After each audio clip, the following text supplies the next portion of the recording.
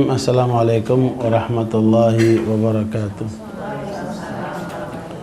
Alhamdulillah rabbil alamin wal aqibatu lil muttaqin wa la udwana illa 'alal zalimin.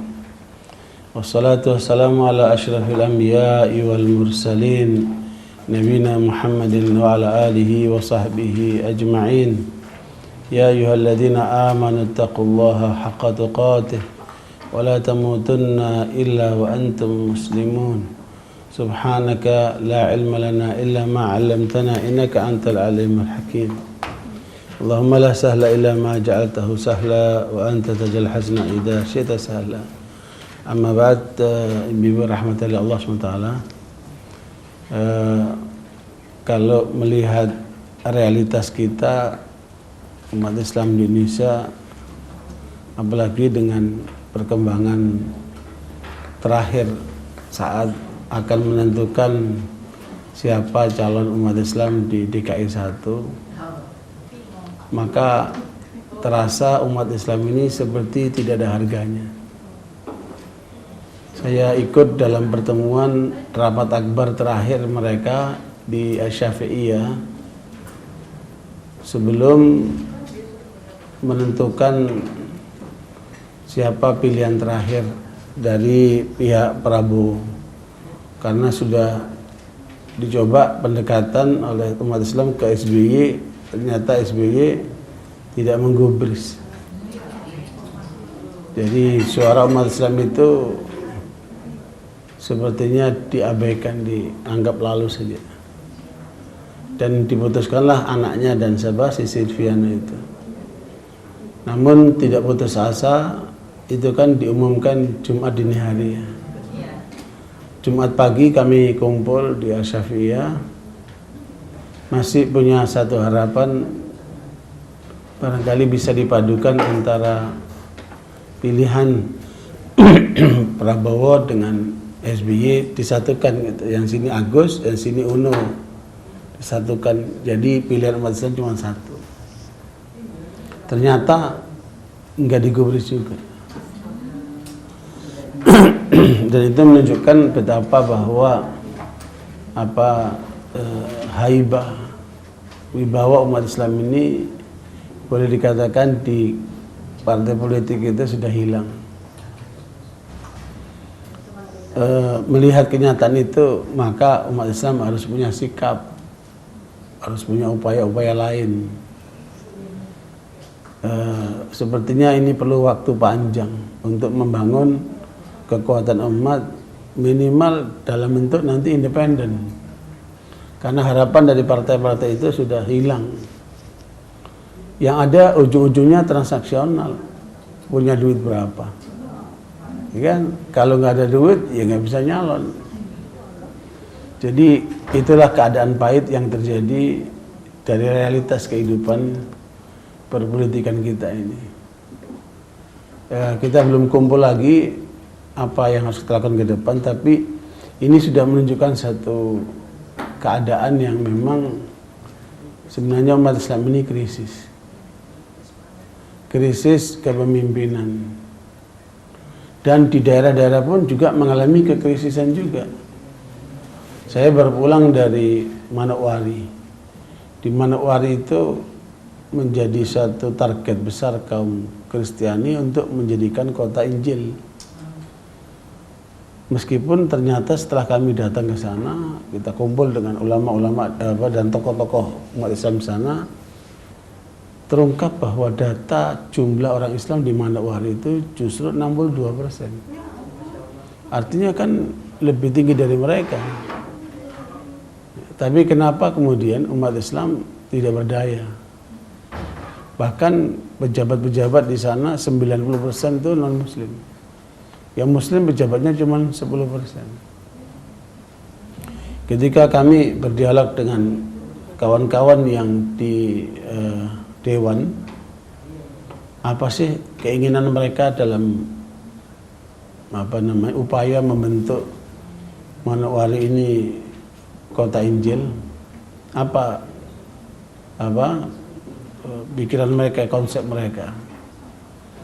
Jadi rupanya melalui otonomi daerah. Itulah yang diharapkan untuk mereka bisa berperanan dengan menjadikan Manokwari itu kota Injil.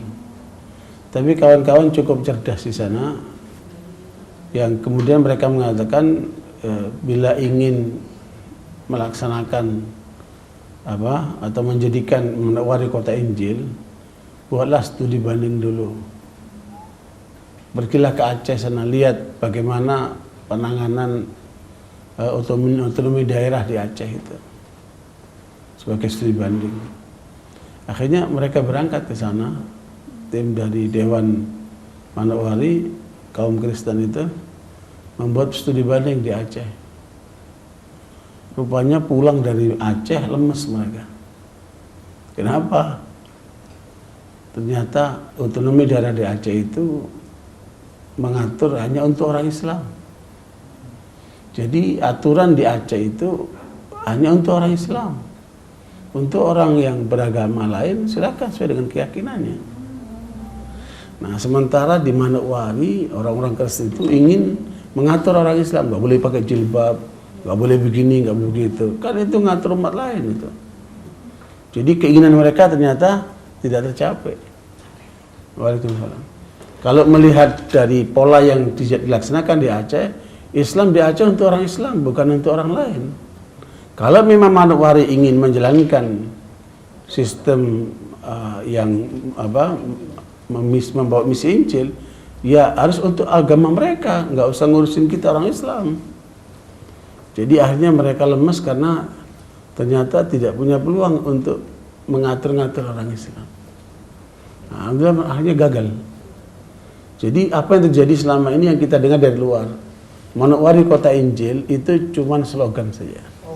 Kenyataannya di dalam tidak bisa apa-apa. Kemudian yang kedua ditanya sama kawan, mana konsep Injil dalam mengurus negara? Nggak punya. Jadi itu cuma semangat saja. Karena mereka menganggap bahwa gerakan kristenisasi di Papua itu lewat Manokwari. Tahun 855. Padahal Islam masuk di sana sejak tahun 1510. Jadi sebenarnya Islam masuk di Irian Jaya itu lebih dulu daripada mereka. Tapi memang nampak sekali ya gerakan kristenisasi misionaris ini luar biasa di daerah itu. Meskipun hasilnya tidak seperti yang mereka harapkan. Iya. Jadi kalau kita lihat di sana itu mereka punya airport, ya alhamdulillah, punya airport sendiri, punya pesawat sendiri. Nah, misionaris itu di sana itu lebih daripada negara kekayaannya itu. Ya, karena transportasinya mereka luar biasa. Nah, apa yang kita lihat seperti di Tolikara itu kan, bahkan intervensi Israel itu nampak sekali pengaruhnya ke masyarakat itu. 90% bendera-bendera yang ada di Tolikara itu bendera Israel. Ya bendera Indonesia itu 10%. Jadi kayak Israel aja itu Tolikara itu. Nah, yang kita heran kenapa kemudian pemerintah daerah tidak tegas untuk kemudian menghentikan gerakan-gerakan mereka ini. Makanya saya usulkan kepada JK ya, waktu kemarin kita ketemu JK di istana, kita sampaikan bahwa kekuasaan ini harus mendukung dakwah. Selama ini dakwah dan kekuasaan itu enggak bersatu. Dakwah sendiri, kekuasaan sendiri. Nah, kalau dakwah ini didukung dengan kekuasaan, luar biasa pengaruhnya. Kita kan selama ini, ibu sekalian, gerakan kita kan di Majelis Taklim, tablik-tablik, ya, seminar, apalah itu. Kita tidak pernah menyasar kekuasaan. Soalnya penguasa muslimnya nggak peduli, Pak. Itulah. Penguasa muslimnya tidak. Makanya kalau penguasa Kristen itu mereka sangat peduli. Kesadaran ini yang harus kemudian harus kita Bu. Kalaupun nggak ada kesadaran, tapi kita harus menyasar mereka. Kita harus mendakwahi mereka. Dan kita tidak boleh menjauhi mereka. Kalau dijauhin kita malah dimusuhin. Kita dekati mereka, kita dakwahin mereka. Nah, kemarin juga saya ketemu dengan jenderal-jenderal di polisi, saya sampaikan juga. Polisi juga jangan sampai musuh orang Islam, musuh dakwah. harus dukung dakwah. Karena semua ini tujuannya untuk kebaikan bangsa ini. Dakwah itu bukan untuk merusak, untuk memperbaiki. Nah, kalau seandainya dakwah ini didukung oleh kekuasaan, Irian itu nggak perlu dengan senjata, nggak perlu dengan pasukan, nggak perlu berdarah-darah, cukup dengan dakwah. Kan itu gerakan sosial, gerakan kebudayaan, gerakan masyarakat, gerakan dakwah tanpa harus ada kekerasan. Tapi ya situlah masih belum ada kebijakan yang bisa mendukung ke arah itu. Paling tidak kita menyuarakan, apalagi di 2018 ini Bu, terutama di Jawa Barat. Kalau sampai si Dedi itu jadi gubernur Jawa Barat, maka yang terjadi kemusyrikan besar-besaran terjadi di Jawa Barat ini. Ya, karena ini tokoh kemusyrikan si Dedi ini. Dan dia ketua Golkar. Hah? Bukan, Dedi yang Purwakarta. Bupati Purwakarta. Ini tidak boleh dia tampil jadi gubernur itu. Kalau jadi itu nanti pengaruh kemusyrikan akan besar sekali di Jawa Barat. Iya, makanya upaya kita harus sudah mulai menyasar kebijakan, Bu. Artinya selama ini kan kita kurang ke situ, mulai didorong ke arah itu. Ini di tangan saya ini Bu, ada suatu analisa dari Profesor Dr. Muhammad Amhazun. Apa kerugian dunia kalau syariat Islam tidak dipraktekkan? Kan mereka selama ini kan takut dengan syariat Islam. Ya, di seluruh dunia ini. Makanya pertemuan Amerika dengan Cina diungkap oleh Wikileaks antara Menteri Luar Negeri Amerika dan Menteri Luar Negeri Cina yang dibahas tentang Indonesia. Nah, kata pihak Amerika, apa keinginan Cina terhadap Indonesia? Jawaban Cina, kami ingin Islam di Indonesia itu Islam sekularis. Nah, dan itu juga keinginan Amerika. Makanya gerakan sekularisasi di Indonesia ini kan luar biasa. Nah, siapa saja yang ingin menyuarakan kepada syariat Islam, maka akan dituduh sebagai fundamentalis. Makanya mereka membagi orang Islam menjadi 4, Bu, ya. Orang Islam yang pertama kategori fundamentalis. Jamaah-jamaah pengajian seperti ini, mereka yang menyuarakan secara politik ke arah syariat Islam, maka itu dianggap fundamentalis. Pokoknya segala arah, segala seruan yang mengembalikan kepada peradaban Islam, kepada ajaran Islam, kepada syariat Islam, baik dalam skop pribadi sampai skop negara, maka itu dianggap fundamentalis. Ya, termasuk simbol-simbol agama, berjilbab dan sebagainya, ini dianggap mengembalikan kepada fundamentalisme dalam istilah Barat, Bu, ya. Nah, yang kedua mereka membagi orang Islam, yang kedua orang Islam yang liberalis. Nah, ini yang kemudian harus didukung oleh mereka. Dan itu terbukti mereka betul-betul mendukung. Di Indonesia saja ada 1000 pesantren, Bu, yang sudah didukung untuk dilakukan liberalisasi. 1000 pesantren dikasih bantuan. Belum lagi kiai-kiainya yang sudah diplesirkan ke Amerika, kemana-mana itu. Jadi kalau saya punya data tentang gerakan liberalisasi Indonesia ini, mereka sudah menyasar semua ini, termasuk di departemen-departemen, dan di antara buku ada tim kerja untuk menyiapkan rencana undang-undang supaya itu menjadi liberal. Makanya ketika Aila kemarin menuntut lewat MK untuk menguji beberapa pasal undang-undang itu gegernya sampai ke Eropa dan Amerika. Artinya seluruh dunia itu geger oleh Aila itu, Ibu. Karena mereka tidak mau sekularisasi ini dihambat. Nah, gerakan Aila itu dianggap oleh mereka fundamentalis. Ya, ibu-ibu rombongannya Bu Ida ini, Masya Allah itu, suaranya itu Masya Allah itu, Bu. Karena itu dianggap konsepsional, punya konsep. Jadi bukan sekedar ngomong, bukan sekedar ceramah, tapi punya konsep.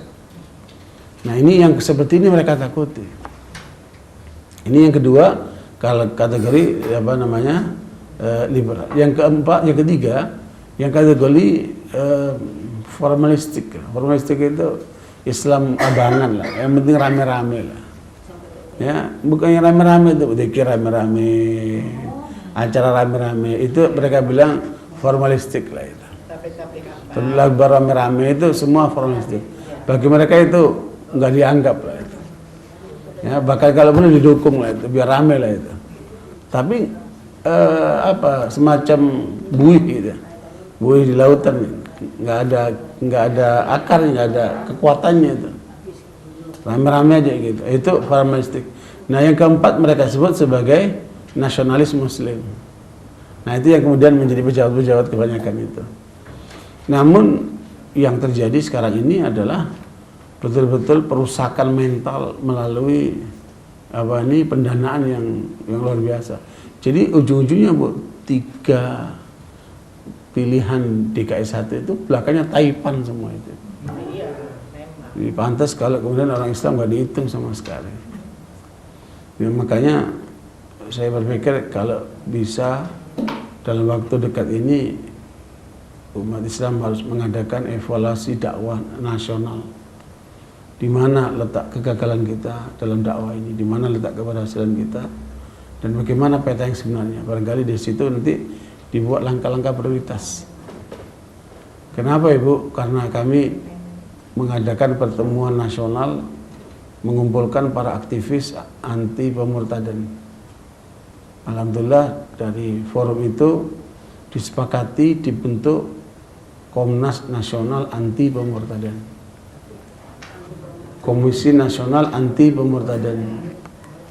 Dan alhamdulillah sudah mulai melangkah ke lapangan untuk membentengi upaya gerakan para misionaris memurtadkan orang Islam. Dan ditemukan ada 2 sisi Bu ya, yang kemudian ini harus segera ditangani. Sisi yang pertama, banyaknya desa-desa yang murtad. Ya, banyaknya desa-desa yang murtad. Di Sumatera Barat itu ada wilayah yang menjadi pusat pemurtadan. Di mana Pak? Mentawai. Mentawai, kalau Mentawai itu orang sana memang orang agama Pratigu dan Kristen dari dulunya. Pak. Jadi Bu, Kita yang masuk ke sana sebetulnya. di Mentawai itu dulu ada satu desa masuk Islam pada saat Pak Bung Hatta datang ke sana. Iya. Ketika Bung Hatta datang ke sana, desa itu masuk Islam, dikasih nama Berkah Ilahi. Desa Berkah Ilahi. Dikasih nama oleh Pak Bung Hatta. Namun ketika beliau pergi dari situ tidak diberikan tidak ditinggalkan dai atau guru ngaji yang membina mereka. Nah, pada saat terakhir ini ditemukan desa Berkah Ilahi ini sudah murtad, sampai pengurus masjidnya pun murtad karena nggak ada pembinaan. Itu pun terjadi di beberapa daerah Bu, yang di NTT. Di NTT juga seperti itu. Jadi justru malah daerah-daerah desa-desa yang masuk Islam Bu, desa-desa masuk Islam rame-rame keluar murtad lagi karena nggak ada pembinaan, kurangnya dai. Jadi banyak dai itu hanya sebatas di kota. Nah, ini juga perlu mendapat perhatian. Ya, beberapa waktu yang lalu, seminggu yang lalu, rombongan jamaah pengajian kita di Galaksi berangkat ke Cianjur melakukan satu gerakan sosial di sana, sama melihat kenyataan di daerah Kalimering yang ada di Cianjur. Cianjur ini kan gerbang marhamah Ibu. Artinya wilayah umat Islam yang memang cukup kuat Islamnya. Ternyata sudah menjadi basis pemurtadan. Nah, caranya gimana Ibu? Orang-orang yang miskin itu dipinjami uang. Jadi dengan cara rentenir. Kalau nggak bisa bayar, nah itu akan disita segala macam. Kalau dia masuk Islam baru dibebasin. Kalau masuk Kristen dibebasin. Nah itu makanya pendekatan kita ke mereka ini nggak bisa cuma ceramah kan, harus ada pendekatan lain. Saya sampaikan ke Pak JK, ada 3 masalah besar umat Islam di Indonesia ini. Pertama, masalah kebodohan. Kebodohan bisa dengan ceramah, dengan kajian, dengan pendidikan. Yang kedua adalah kemiskinan, dan itu nggak bisa dengan ceramah. Kemiskinan ini harus diangkat dengan pola ekonomi. Ya. Yang ketiga, masalah perpecahan umat. Ini juga melelahkan, perpecahan antar dai, antar kelompok segala macam ini. Nah, kadang-kadang ada unsur kesengajaan memang umat Islam ini dipecah dan mudah untuk dipecah. Itu yang harus diperbaiki. Makanya ibu sekalian, cara yang paling aman adalah kembalikan umat Islam kepada syariah Islam ini, Bu. Apa, Bu?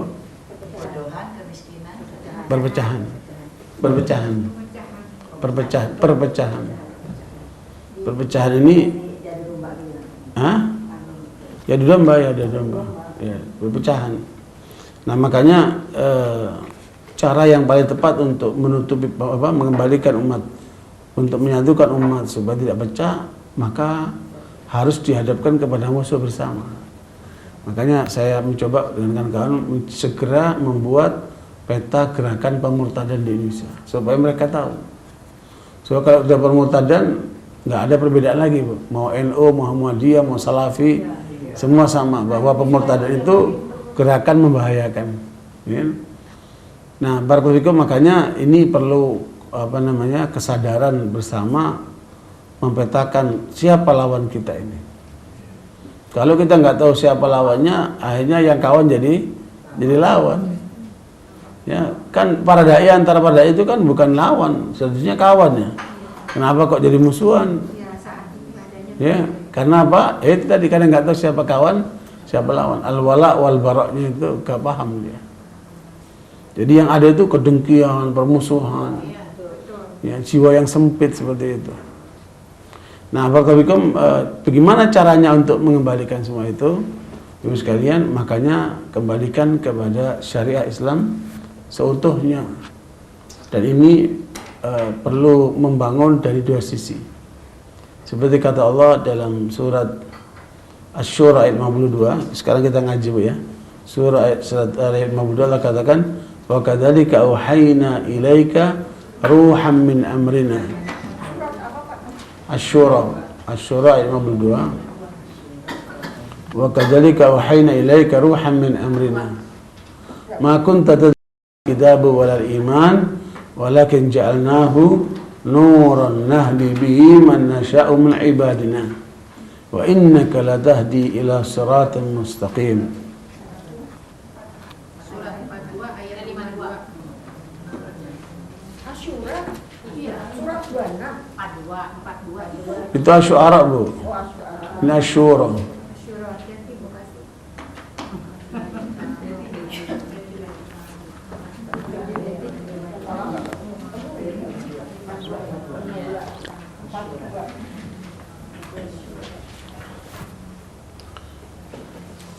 Yang ketemu dibaca terjemahnya, Bu.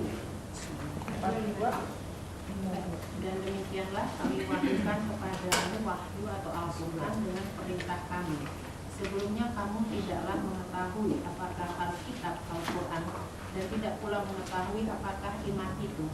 Tetapi kami menjadikan Al-Quran itu cahaya yang kami tunjuki dengan dia siapa-siapa yang kami kehendaki di antara hamba-hamba kami. Dan sesungguhnya doamu benar-benar memberi petunjuk kepada jalan yang lurus. Berarti kan Ibu sekalian, di situ ada 2 ungkapan hidayah. Wa kadzalika wahayna ilaika ruhan min amrina ma kunta tadri mal kitab wal iman walakin ja'alnahu nuran nahdi bihi. Ya. Nahdi bihi man nasha'u min ibadina. Wa innaka latahdi. Nah, ini ada 2 kategori hidayah. Ya, hidayah yang pertama disebut hidayah taufik. Hidayah yang pertama disebut dengan hidayah taufik.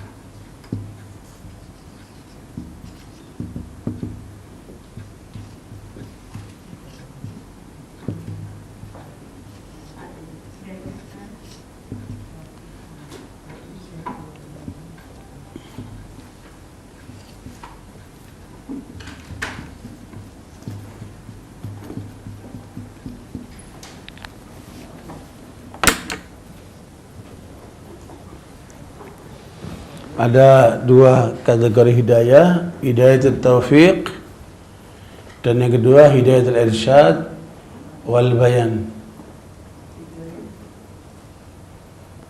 Hidayatul taufiq, taufiq. Nah, hidayatul taufiq apa? Taufiq, ya. Taufiq. Yang kedua hidayatul irsyad wal bayan. Hidayatul irsyad wal bayan.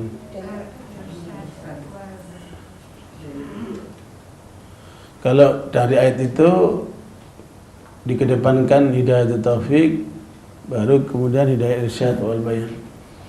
Di dalam ayat lain kadang-kadang dikedepankan hidayatul irsyad wal bayan, baru hidayatul taufik. Apa maksud hidayatul taufik?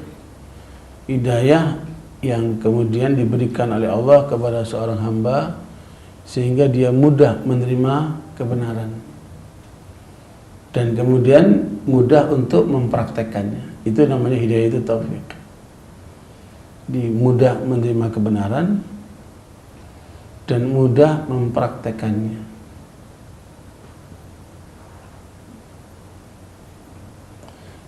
Para orientalis yang mempelajari Islam yang sungguh-sungguh, mati-matian dia belajar Al-Quran, Sunnah dan yang lainnya,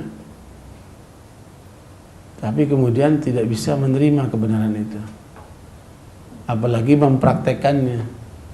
Berarti mereka tidak dapat apa? Hidayatul taufik. Jadi Islam hanya sebatas Islamologi saja, kajian tentang Islam, tapi tidak bisa menerima kebenaran Islam. Nah itu maknanya dia tidak mendapatkan hidayah taufik. Ya, ibu-ibu yang ngaji terus tapi enggak praktek-praktek, ibu berarti tidak dapat hidayah. Ngajinya rajin, nyatetnya rajin, tapi apa yang didapat cuman jadi pengetahuan saja, tidak dipraktekin. Apalagi dilanggar, berarti itu tidak mendapat hidayah taufik. Nah makanya untuk mencapai hidayah taufik ini ada langkahnya, ibu. Ya, apa itu langkahnya? Allah sebutkan dalam surat At-Taghabun ayat yang ke-11. Allah katakan, "Wa may yu'min billahi yahdi qalbah." Di hidayah taufik ini letaknya bukan di otak, ibu. Letaknya di mana? Di kalbu. Makanya orang kalau tergerak hatinya kepada kebenaran, kepada kebaikan, kepada amal soleh, ayat yang 11, maka orang itu mendapat hidayah taufik. Dan ini yang sangat berarti dalam hidup, ibu.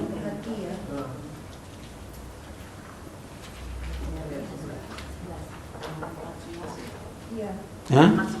Iya. Surat Taghabun ayat 11.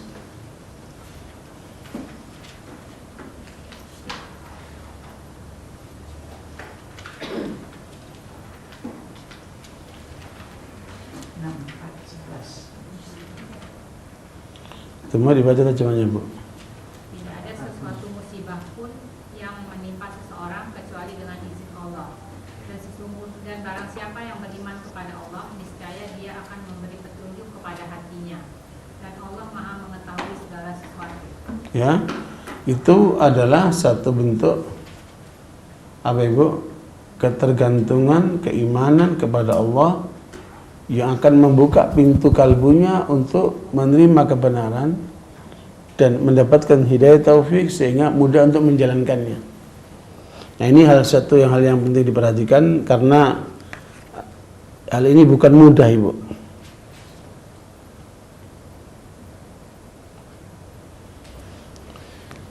Jelas, Bu? Jadi di situ diungkapkan oleh Allah cara untuk mendapat hidayah taufik gimana, Bu? Tingkatkan imanmu. Ya, perhatikan imanmu. Nah, iman ini kan oleh Rasulullah disebutkan ada 60 cabang lebih atau 70 cabang lebih. Iman itu ada berapa, Bu? 60 cabang lebih atau 70 cabang lebih. Yang hadis riwayat Bukhari, Rasul mengatakan al-imanu bid'un wa sittuna syu'bah. Wa fi riwayatin bid'un wa sab'una syu'bah. Iman itu ada 60 lebih atau 70 lebih. Nah, iman ini yang harus menjadi perhatian kita untuk mendapat hidayah taufik ini.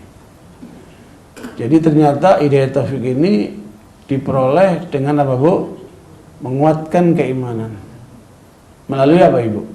Belajar. Bukan.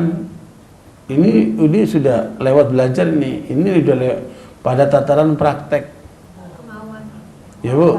Enggak juga kemauan. Ini kalau kemauan yang nomor 1, nomor 2 ini.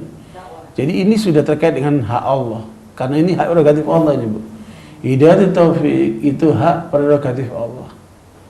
Nah, untuk memperoleh hidayah taufik, tadi kan disebutkan apa? Caranya yang lewat apa? Penguatan keimanan. Nah, Rasulullah menyebutkan untuk meraih keimanan itu perlu melakukan apa, Bu? Langkah-langkah. Usaha. Ada 60 lebih cabang keimanan. Apa saja itu, Bu? Minimal dari 60 lebih itu ada 3 kaitan, Bu, ya. 3 kaitan. 3 kaitan yang apa, Bu? Amal yang meraih kepada keimanan. Jadi keimanan itu akan mendorong seseorang untuk beramal. Nah, dengan beramal itulah seseorang mendapat hidayah taufik. Ya, ya. Dan itu paling tidak ada di 3 ranah, Ibu. Untuk meningkatkan keimanan itu ada di 3 ranah. Ranah yang pertama adalah ranah kalbu. Keimanan yang bersumber dari kalbu. Seperti apa? Tawakal. Seperti apa? Rasa cinta, rasa harap, rasa takut. Itu amalan apa itu, Bu? Amalan kalbu. Ya. Makanya orang baik itu berawal dari mana? Dari kalbunya. Kalau dia baik, maka akan muncul di kalbunya keinginan kebaikan. Innamal a'malu binniyat. Ya, makanya perhatikan kalbu ini. Sementara banyak orang yang diperhatikan otaknya. Ya, seringkali ilmu itu sampai di otak, nggak turun ke kalbu. Padahal kalbu ini yang lebih penting dari otak. Karena apa? Dia pengendali ini kalbu ini. Baik buruknya orang dari mana, Bu? Dari kalbunya. Makanya perhatikan kalbu itu untuk mendapatkan hidayah taufik. Ini yang harus kita kuatkan, kalbu ini. Jangan bergerak kalbu ini kecuali karena Allah, sesuai dengan ketentuan Allah. Caranya gimana, Ibu? Caranya gimana, Ibu? Kata Ibnu Qayyim ada 3 caranya. Ketika seseorang ingin berbuat, tanyakan dalam kalbumu, untuk apa kamu berbuat?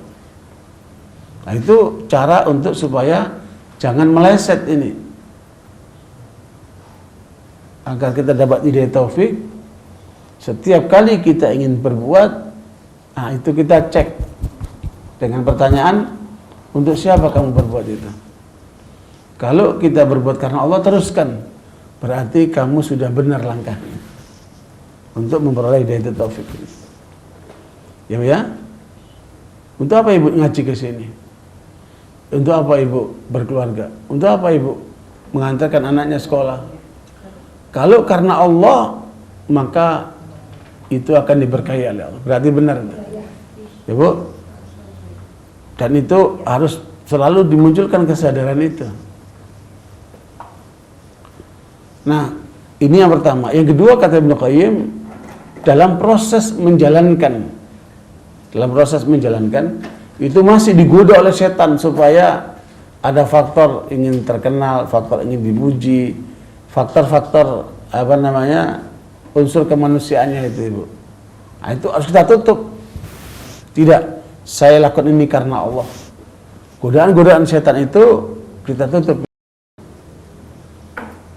Memang setan ini luar biasa, masuk sampai ke urat darah, sampai kepada mempengaruhi keinginan kita, Ibu. Saya kemarin ditanya sama bapak-bapak, Pak Ustadz, Apa peranan malaikat buat kita? Kalau setan itu kan goda kita, malaikat peranannya apa? Saya bilang menurut keterangan Rasulullah, peranan malaikat itu menginspirasi kita berbuat baik. Peranan setan mengganggu kita berbuat baik. Jadi peranan malaikat menginspirasi kita berbuat baik. Sementara peranan setan menghalangi kita berbuat baik. Kata bapak itu, kenapa tuh malaikat nggak nunjukin aja tuh setan? Jadi kita kan nggak repot-repot. Saya bilang, Pak, itu bukan tugas malaikat, itu tugas kita sebagai manusia. Kan mau ngikuti inspirasi dari malaikat atau mengikuti inspirasi dari setan. Kalau semua dibebankan ke malaikat, terus peranan kita apa sebagai manusia? Bapak itu rupanya gemes banget. Bapak itu udah tua orangnya, tapi rupanya gemes banget sama setan. Ya, makanya harus dipahami, ya, setiap orang berbuat baik atau keinginan berbuat baik itu ada pengaruh malaikat. Tapi kalau ada keinginan ke arah negatif, ke arah buruk, maka itu pengaruh setan. Nah, karenanya di tengah kita berbuat baik itu, setan akan terus mempengaruhi kita. Melemahkan atau mengalihkan. Jadi mengalihkan supaya amal kita bukan karena Allah, atau melemahkan amal kita itu sehingga kita dibikin pesimis, dibikin bukan galau, Bu, down gitu. Bukan, semangatnya menurun, futur, dibikin futur sama dia. Mau ke pengajian malas, jauh, malas, macet, ya. Nah, itu dibikin futur sama dia. Alhamdulillah, udah nyampe di pengajian udah jauh-jauh tidur, ngantuk, dapat apa coba? Ibu, itu kenapa itu, Bu? Godaan setan luar biasa. Kami kemarin mengadakan daurah sehari di Al-Islam untuk menangkal pengaruh ilmu hitam. Itu dari setan semua tuh, Bu. Pak, kalau orang yang dilihat-lihatin, ada orang katanya bisa lihat sesuatu tuh ada beneran? Setan itu. Ada. Setan ada, dari pengaruh setan itu. Ilmu setan itu. Nah, dia nggak punya ilmu tapi suka dilihat-lihat. Itulah karena dia ditempel sama setan. Dia ditempel sama setan. Makanya kalau begitu, Bu, harus dia berpegang kepada Allah. A'udzubillahi minasyaitonir rajim. Dia berlindung dari Allah dari pengaruh setan itu. Orang bilang panjandra ke-6, bohong semua itu. Ya, indra ke-6 itu setan semua itu. Tuyul-tuyul itu juga ada. Oh iya, setan semua itu. Itu pengaruh setan semua itu. Jai langkung apa itu kan setan semua itu. Ya. Ruqyah itu untuk menangkal. Itu suka overacting. Overacting itu. Saya punya tetangga tuh, Pak. Saya punya tetangga. Iya. Itu overacting itu bisa jadi perdukunan juga begitu. Saya punya tetangga padahal dia suka juga Pak, suka ikut Pak Farid. Terus uangnya tuh suka hilang sendiri. Tahu-tahu waktu ngobrol sama saya bilang, depan itu dia piara tuyul. Kok kamu tahu? Bilang gitu, Pak. Jadi kok bisa kira-kira ya piara tuyul? Belum tentu juga. Belum tentu kan ya, Pak. Itu godaan setan itu. Orang rumahnya ngambil rumah tuyul nggak bisa. Tuyul itu kan dia, kalau katakanlah ada, dia gaib, nggak mungkin dia megang barang begini. Enggak, dia gaib aja. Walhasil itu semua akan berlaku kalau orang itu mau menjadi budaknya si setan. Rusak banget. Dan itu ada 8 caranya, Ibu. Ada 8 caranya supaya setan itu supaya orang itu tunduk kepada setan itu. Ini ilmu kan negatif. Kita tahu untuk menghindari, bukan untuk dipraktekkan, untuk menghindari. Nah, itu yang paling aman, menguatkan akidah dan menangkal lewat ruqyah itu. Ruqyah itu salah satu cara untuk menangkal pengaruh-pengaruh setan itu. Katanya minta ruqyah nggak boleh. Nggak boleh. Karena bukan nggak boleh, Bu, boleh, tapi itu menyebabkan tidak masuk surga tanpa hisab. Boleh. Kenapa?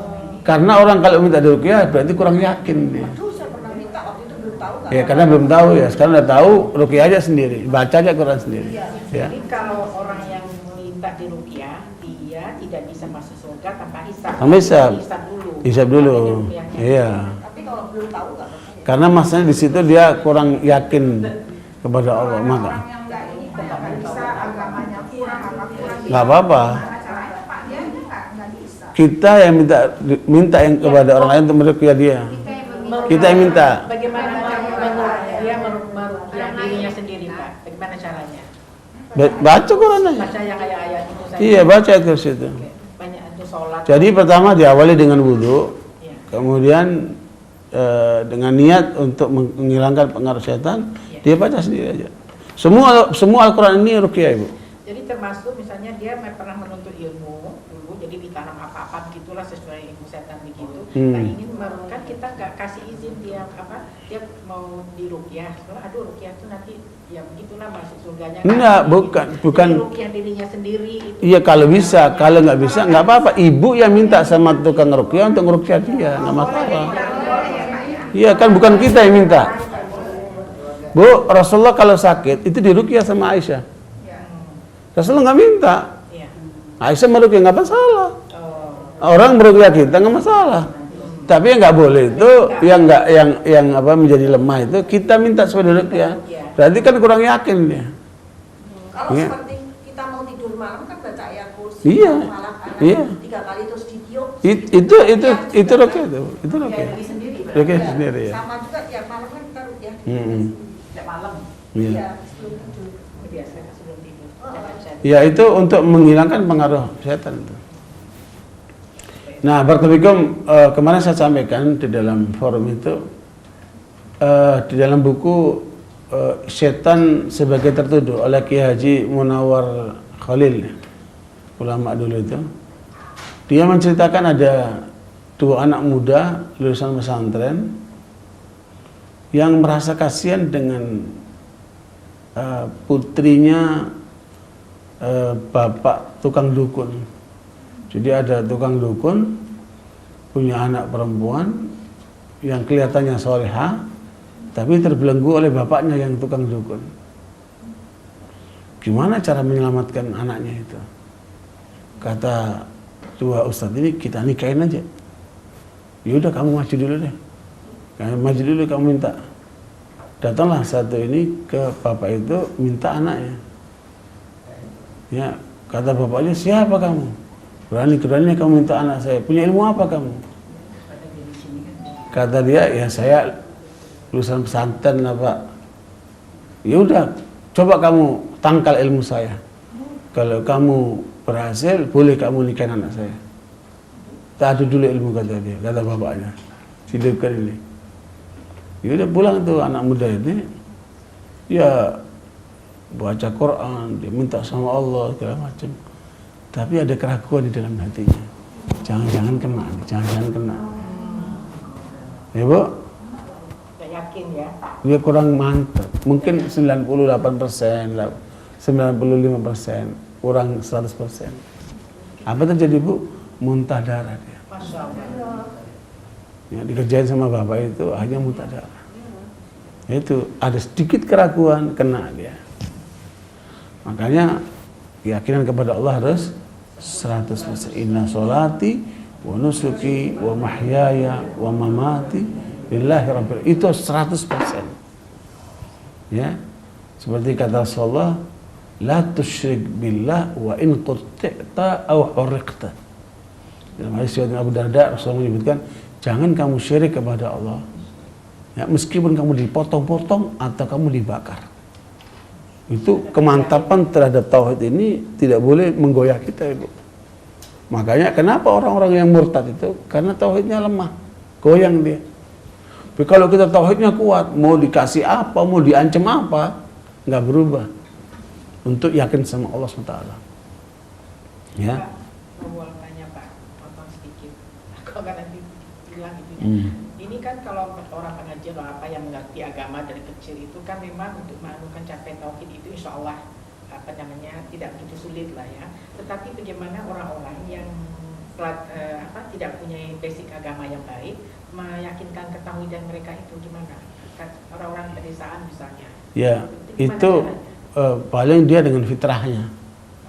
Dengan fitrahnya. Tapi tetap harus dikuatkan. Kata para sahabat, kunna nu'tal iman qabla al-Quran. Dulu kami ditanamkan keimanan oleh Rasulullah sebelum kami dikasih Al-Quran. Ketika kami baca Quran, maka bertambahlah iman kami. Jadi pertama harus dikuatkan, kenalkan dia kepada Allah. Bagaimana hubungan manusia kepada Allah. Nah, ketika dibacakan Al-Quran, ya, akan semakin menambah keimanannya. Iman Ya. itu suka naik turun loh, Pak. Iyalah, naik turun itu karena apa? Prakteknya yang salah. Iya. Gitu. Kadang-kadang kan pengaruh teman, Iya. dia udah baik-baik. Ya, pengaruh teman, pengaruh hawa nafsu, pengaruh setan, pengaruh pergaulan, segala macam bisa menjadikan orang itu melemah. Nah, ala kulli hal kita lanjutkan. Bu. Apa tadi yang kedua? Anak muda yang kedua bilang begini. Ketika melihat temannya berdarah-darah begitu, dia maju dengan penuh kemantapan. Dia minta, kamu lagi, berani kamu? Ya kita coba, Pak. Akhirnya malam itu dia yakin sama Allah, sama Allah tahajud, baca Quran, doa mantap dia. Paginya ternyata nggak muntah dia, berhasil dia. Akhirnya nikahin tuh perempuannya. Itu dalam buku Setan Sebagian Tertentu. Makanya keyakinan di dalam menghadapi ilmu hitam, kemudian godaan-godaan setan seperti itu, jadi nggak boleh ragu. Makanya di belakang istana itu kan di Jalan Gajah Mada itu ada pohon yang masyarakat situ tuh takut karena dianggap pohon ini keramat gitu. Sama anak-anak muda versi dipotong aja itu. Nggak masalah. Oh iya, pernah Ya, dijelaskan dulu. nggak masalah. Itu masalah di keyakinan itu. Kalau ragu kena dia. Kalau ragu dikit aja kena dia. Makanya menghadapi kayak gitu nggak boleh ada ragu-raguan. Kemarin waktu pertemuan ulama se-Asia Tenggara di Sentul itu dihadirkan pakar ruqyah dari Saudi Arabia. Ya, pakar ruqyah dari Saudi Arabia ini sampai mendapat kepercayaan oleh pemerintah Saudi kalau ada dukun itu kan harus dipastikan dia dukun. Kalau dia betul-betul dukun, hukumnya potong leher. Ya, karena haddus sahir al-qatl, hukuman orang tukang sihir itu hukum potong. Tapi itu kan harus dipastikan dulu, betul nggak dia tukang sihir. Nah itu harus punya keahlian. Nah beliau inilah menjadi rujukannya itu. Syekh Adil Al-Muqbil. Bu, dia datang ke Indonesia, dicari mana daerah-daerah yang banyak ilmu hitamnya, yang banyak perdukunannya, yang banyak ilmu santetnya. Ditemukan Banyuwangi, Bu. Dia datang ke sana, Ibu. Nah, cara orang-orang di sana untuk meyakinkan masyarakat dengan ilmu hitamnya, mereka berdiri begini, terus diserang oleh masyarakat itu, nggak ada yang bisa nyentuh. Wah, mental, kan gitu ya. Itu ilmu hitam begitu untuk meyakinkan masyarakat. Berarti tambah yakin orang, wah ini benar nih, kan gitu. Dia datang ke situ, Ibu, dia minum air, dia baca Qul Huwallah, dia baca Al-Quran, dia minum air, disemburin itu, Bu. Orang terpelanting semua. Itu di gambarnya tuh loh. Terpelanting semua itu, Bu. Jadi sebenarnya nggak usah pakai air, nggak masalah. Disembul aja begitu, ditiup aja juga berkeluntungan dia. Jadi memang ayat Allah itu luar biasa. Yang perlu yakin ya. Yang betul keyakinan itu. Ya, nah ala kulli hal kembali kepada tadi Ibnu Qayyim menyebutkan poin kedua adalah menjaga keutuhan iman ini dalam bentuk praktek yang tidak boleh dipalingkan oleh setan. Nah, yang ketiga setelah berbuat, kan kedua ketika berbuat ya. Yang ketiga setelah berbuat. Nah, untuk menjaga setelah berbuat itu jangan terus cerita-ceritain orang lagi, tadi malam saya tahajud, aku syuk banget. Saya semalam udah baca Quran sampai 5 juz. Nah, ngapain diceritain? Ya, saya udah sedekahin ke bapak itu atau ke ibu itu sekian banyak. Ngapain ceritain? Ya Bu. Nah, poin yang ketiga, kalau sudah berbuat, sudah anggap selesai. Kalau perlu lupakan. Iya. Ya Bu. Kenapa? Sudah, itu insya Allah menjadi catatan amal soleh kita ya Allah. Jangan diingat-ingat lagi. Kan orang-orang tuh kalau di WhatsApp kan suka, saya sudah tahajud. Jadi ngapain? Tadi kalau Saya sudah tahajud. Itu orang nggak berilmu. hilang itunya ya Pak. Sayang. Sayang. Jangan berilmu. Tahajud kok. Nah, kita nggak usah kayak begitu. Iya. Kita nggak usah ikut-ikutan gitu. Ya Bu ya. Untuk menjaga keutuhan supaya dapat apa? Hidayah taufik ini Bu. Jadi yang pertama terkait dengan apa Bu? Amalan kalbu. Ya, dengan tadi 3 langkah Bu ya. Iya. Kemudian yang kedua amalan lisan. Ini untuk menjaga keimanan, lisan kita juga harus terjaga Ibu. Untuk apa lisan kita itu? Ya, untuk berzikir, untuk baca Quran, untuk menasihati orang. Ya Bu, untuk menyampaikan kebenaran. Lisan ini harus terkendali. Karena kata Nabi, kebanyakan orang masuk neraka karena lisannya. Pada saat Mu'adz bertanya ke Rasulullah, "Wa mu'akhaduna bima naqul?" Ya Rasulullah, apakah kita akan dihukum karena omongan kita? Loh, jangan salah. Justru kebanyakan orang masuk neraka karena lisannya. Makanya lisan ini harus dikendalikan. Jadi yang paling berhak untuk dipenjarakan lama lisan ini, Bu. Supaya jangan ngomong kecuali yang benar. Makanya syahwat orang ngomong itu, Bu, itu kalau dia nggak mikir kalau ketika ngomong. Makanya kalau mau ngomong mikir dulu baru ngomong. Tapi kalau ngomong aja nggak pakai mikir, nah itu tuh pasti akan terjerumus ke dalam dosa. Ima nyakitin orang, ima bicara yang apa Bu, yang terlarang atau hal yang kemudian tidak dibenarkan. Ya, makanya kita bicara seperlunya. Ya, kalaupun bicara memang sudah dipikirkan mau ngomong apa gitu. Tidak boleh asal ngomong. Nah, ini pembicara hal yang kedua yang harus mendapat perhatian kita supaya mendapat hidayah taufik. Yang ketiga, amalan kita, perbuatan kita. Perbuatan anggota tubuh kita ini. Mata, telinga, tangan, kaki segala macam. Ini harus betul-betul terkendali juga. Nah, kalau kita bisa mengendalikan 3 bagian ini, kalbu, lisan, dan anggota tubuh, maka bisa dipastikan untuk memperoleh Ibu, hidayah taufik. Jadi ternyata untuk meraih hidayah taufik ini tidak gampang Ibu. Ya. Di dalam surat Al-Imran ayat 101 Allah mengatakan, Al-Imran ayat 101, wa kaifa takfuruna wa antum tutla alaikum ayatullahi wa fikum rasuluh wa may ya'tasim billahi faqad hudiya ila siratin mustaqim.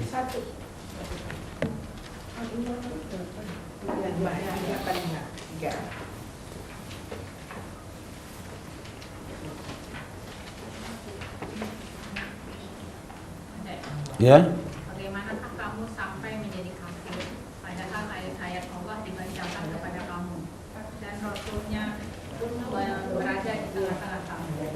Barang siapa yang berpegang teguh kepada agama Allah, maka sesungguhnya dia telah memberi petunjuk kepada jalan yang lurus. Ya. Berarti untuk kita berada di jalan yang lurus, caranya gimana, Bu? Berpegang teguhlah dengan Allah. Hubungan kepada Allah, la haula wala quwata illa billah. Hubungan kepada Allah ini yang harus terus dijaga. Makanya kapan orang melanggar Allah, Ibu? Kapan orang melanggar Allah, Ibu? Sehingga setan masuk dan mempengaruhi ke arah negatif. Kapan, Ibu? Ketika orang lupa sama Allah. Iya, makanya ini yang harus dijaga betul. Jangan lupa sama Allah. Wala takunu kalladzina nasullaha fa ansahum anfusahum ulaika humul fasiqun. Jangan kalian lupa sama Allah yang berakibat Allah menjadikan kalian lupa terhadap diri sendiri Dan di saat itulah masuknya setan untuk kemudian membuat pelanggaran. Ya. Surat Al-Hasyr ayat 18 itu. Makanya ibu sekalian, jangan lupa sama Allah. Ya, hadirkan Allah dalam semua keadaan, mau makan, mau minum, ya Bu, mau kamar mandi, mau apa saja, hadirkan Allah setiap saat, ingat sama Allah. Ya. Karena itu akan menjaga kita dari godaan setan. Berapa tadi Pak? Mas Bila 18.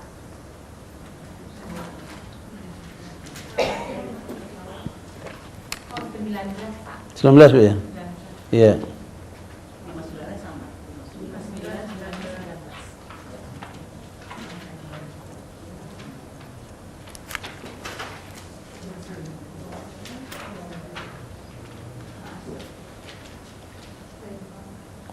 Ya. 18 peringatan untuk selalu dalam ketakwaan. 19 jangan lupa kepada Allah. Ya. Nah, caranya gimana Bu supaya nggak lupa sama Allah itu Bu? Ya Bu, gimana caranya supaya nggak lupa sama Allah? Mau tidur, ingat sama Allah dulu baru tidur. Bangun tidur, ingat sama Allah dulu sebelum ke kamar mandi. Kan caranya gimana Bu? Berjanji doa. Rasulullah mengajarkan dengan baca doa. Nah itu, kalau kita biasakan membaca doa, maka di situ kita akan menghadirkan Allah. Cara Rasulullah cerdas sekali itu Bu. Makanya Allah bilang, "Fadkuruni adzkurukum." Ingatlah kamu kepada Allah, aku ingat kepadamu. Sebab ketika kita ingat sama Allah, pengaruh setan itu hilang. Ya Bu, kalau kita ingat sama Allah, pengaruh setan adalah hilang. Makanya kita mudah untuk berbuat kebaikan. Ya, di situ pentingnya untuk selalu menghadirkan Allah, mengingat Allah. Kalau dalam keterangan dan praktek para ulama Ibu, mengingat Allah itu di 7 ranah Ibu, di 7 bagian, di 7 macam. Ya, ingat Allah dalam 7 hal, dalam 7 macam. Ya, ini yang akan orang menjadikan dia Bu, terbawa untuk selalu ingat kepada Allah. Apa itu Bu? Ini dibawakan oleh Ibnu Hajar dalam kitab Fathul Bari. 7 cara untuk selalu ingat sama Allah. Pertama, mengingat Allah dengan menangis karena Allah. Dengan dengan mata. Mengingat Allah lewat mata, Bu. Mengingat Allah lewat mata, yaitu dengan menangis karena Allah. Dzikru al-ainaini bil buka. Nah, menangis karena Allah itu indah sekali. Dan memang air matanya juga beda dengan menangis yang lainnya. Ya, bisa menangis sedih, bisa menangis bahagia, bisa menangis sakit. Beda-beda Bu ya. Ibu-ibu paling paham lah tentang menangis. Ada 10 macam menangis Bu ya. Tapi menangis yang paling sehat, menangis karena Allah. Ya, karena Allah ya. Menangis kepada Allah. Itu paling sehat. Makanya kalau ada masalah, keluhkan sama Allah. Nangislah di depan Allah. Dan itu paling sehat Ibu. Kenapa? Air matanya itu hangat. Dan itu bikin sehat mata. Dan itu muncul dari suara kalbu. Tapi kalau menangis kena lihat sinetron. Kasihan deh. Itu ya. Menangis karena motongin bawang, itu kan beda juga. Ya kan?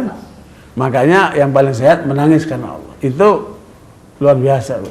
Makanya Umar Khattab anhu, meskipun orangnya keras, itu di bawah matanya itu ada seperti garis karena bekas banyak menangis. Jadi orang-orang soleh itu memang luar biasa. Ya, justru menangis itu menjadi makanan pokoknya ya. Yang heran ibu-ibu itu air matanya lebih banyak daripada bapak Bu. Tapi kenapa nggak digunakan untuk menangis karena Allah? Nah, itu. Jadi karena apa? Perasaannya halus ibu-ibu itu kan. Perasaan katanya. Iya, tapi kalau digunakan untuk menangis karena Allah, sayang itu air matanya itu. Kalau khusyuk baca Al-Quran Itu bisa ketika baca Quran, bisa ketika sholat, bisa ketika munajat. bisa kata bersolawat. Dan itu jangan digambarkan ketika hanya di atas sajadah saja ibu. Bisa saja ibu di atas mobil, ya bisa saja ibu di jalan sambil jalan ibu ingat sama Allah. Bisa. Di saat kita menghadirkan kebesaran Allah, di saat kita merasakan banyak dosa, ya bu ya. Di saat kita mengingat kuburan, di saat kita, itu bisa saja satu saat orang menangis. Iya. Iya, iya. Iya. Dan itu bagus bu. Jangan dikira enggak, itu bagus bu. Dan apa yang ibu rasakan semacam kayak puas ini, kalbu ini kayak apa? Nyaman gitu. Ya meskipun nggak punya duit. Kalau udah menangis kan Allah, meskipun nggak punya duit rasanya bu, nyaman hati itu. Itu yang pertama. Yang kedua, wa dzikru al-udunaini bil isra. Zikirnya dua telinga. Ya, zikirnya dua telinga dengan mendengarkan apa yang baik-baik, mendengarkan Al-Quran, mendengarkan nasihat, mendengarkan. Ketika telinga ini digunakan untuk mendengarkan musik, apa yang terjadi? Ya bu, dia akan merusak kalbu ibu. Ibu tahu nggak? Daging ketika dilepas, ibu taruh daging, biarkan daging itu. Lama-lama jadi apa itu daging? Keluar apa? Seperti itulah pengaruh musik kepada jiwa. Jadi kalau minuman keras, dia merusak otak ibu. Tapi kalau musik merusak apa? Merusak jiwa. Seperti belatung merusak daging tadi itu. Jadi orang yang pemusik itu belatungan itu ibu, jiwanya itu ibu. Makanya di apa namanya di Masjid Al-Latif itu banyak anak muda-muda yang sudah taubat dari pemusik. Mereka pemusik top bu. Saya ngisi waktu itu di apa? Di Masjid Al-Latif yang di Bandung itu. Bahkan ada di Jakarta ini anak muda dari Sumatera Barat disiapkan oleh bapaknya jadi ulama. Begitu berharap bapaknya dari anak ini lulus SMA, lanjut jurusan agama. Tapi anaknya nggak mau. Kabur sampai ke Jakarta dia. Ternyata di Jakarta masih dengar adzan, nggak mau dengar adzan dia. Pergilah ke Bali dia. Dia pergi ke Bali, dia mulai kembangkan musiknya. Kata dia, apa aja yang saya nggak tahu dengan musik-musik itu. Siapa aja pemain musik saya tahu semua itu, kata dia. Ya bu, bahkan cara berpakaiannya, cara rambutnya, tatonya saya ikutin semua itu, kata dia. Ya bu, kemudian dari net club satu ke klub lagi nyanyi sono nyanyi sini. Ya bu, padahal orang tuanya berharap jadi ulama. Sementara kenyataannya itu kalau orang tuanya tahu anaknya begini, gimana nggak nangis tuh orang tua itu, ya kan? Tapi orang tua itu nggak pernah putus asa berdoa sama Allah. Akhirnya hidayah menghampiri anak ini. Dia ketemu sama dai di jalan, diomongin, ayo ikut pengajian. Saya begini, saya kotor, saya begini. Udah nggak apa-apa. Kata dia, ini dakwah cinta nih, kata dia. Ya bu, dia ikut pengajian dalam kondisi dia seperti apa ini pemain rock and roll gitu kan, gitu. Nah, rambutnya yang panjang. Akhirnya diikutin. Lama-lama sadar, dia tinggalkan musiknya, sekarang jadi dai. Gitu. Itu kenapa? Doa orang tuanya itu pasti. Makanya jangan putus asa mendoakan anak. Kalau ada anak nggak benar, jangan putus asa. Nah, ala kul hal, makanya ibu sekalian, saya bisa memastikan bohong orang yang mengatakan berdakwah lewat musik itu. Ya bu. Karena apa? Musik itu manggil setan. Makanya beliau kan cara Yahudi manggil orang ke apa? Ke tempat ibadahnya itu. Sinagognya apa, Bu? Pakai trompet. Ya, pakai trompet ya. Iya, kalau Nasoro pakai apa, Bu? Lonceng, teng, teng. Itu suara musik juga. Ya. Nah, semua yang terkait dengan musik itu, Bu, menjauhkan manusia dari Allah. Makanya boleh kan kalau udah kena musik terus goyang-goyang. Kayak apa namanya? Mabuk, orang mabuk kan? Itu. Nah, itu. Makanya telinga ini jangan sampai kena yang seperti itu. Yang repot kalau kita di kereta api atau di bis, kemudian terdengar musik, bukan kehendak kita. Nah, itu suka masalah itu, Bu. Makanya kita alihkan dengan yang lainnya. Bu, kalau jiwa orang itu sehat, Bu, apa yang terjadi, Bu? Dia akan tersiksa dengan musik itu, Bu. Jiwa yang sehat akan tersiksa mendengarkan musik itu, Bu. Tapi jiwa yang sakit, dia akan menikmati, apalagi ingat kenangan lama. Ya Allah, ingat itu. Ya, itu. Masih suka teringat tuh. Kadang-kadang dengar musik, oh ya saya lagi di sini, di situ, teringat. Itu setan ngingetin. Bu, yang diingat biasanya maksiat-maksiat tuh, Bu. Enggak juga sih. Enggak.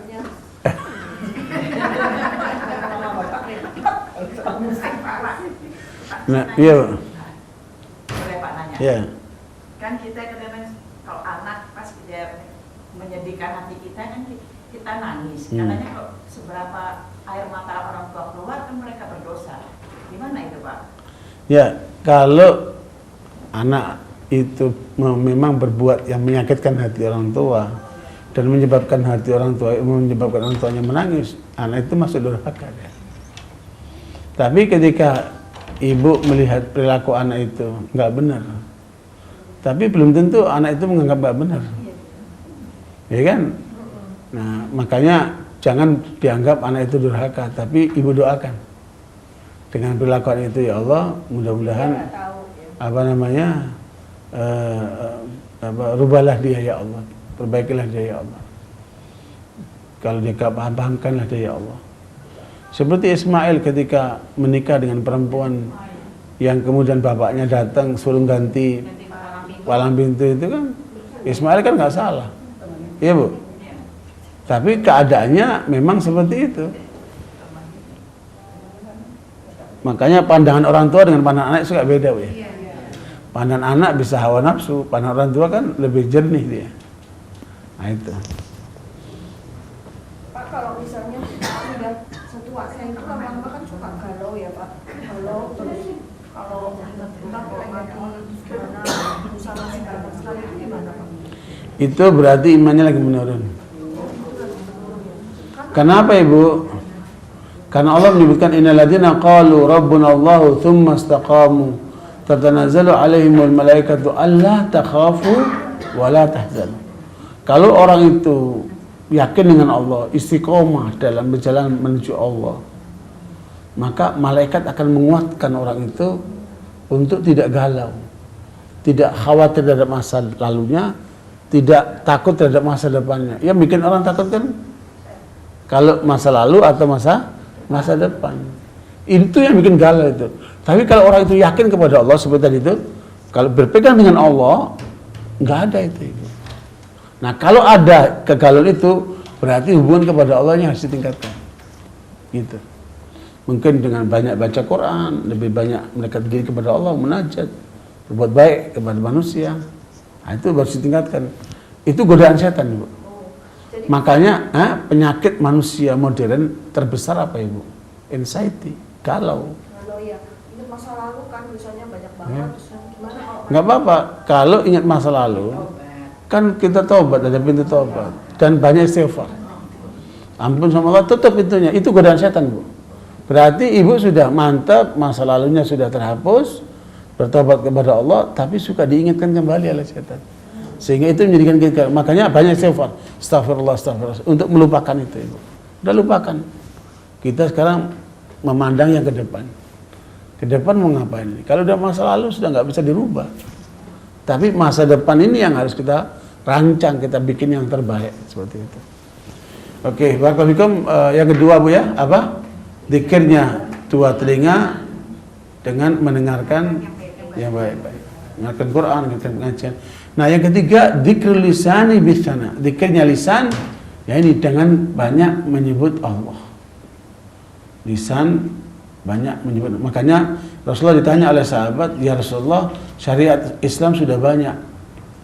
Ajarkan kepadaku amalan yang aku amalkan bisa ke surga." Maka Nabi mengajarkan agar lisanmu selalu basah menyebut Allah.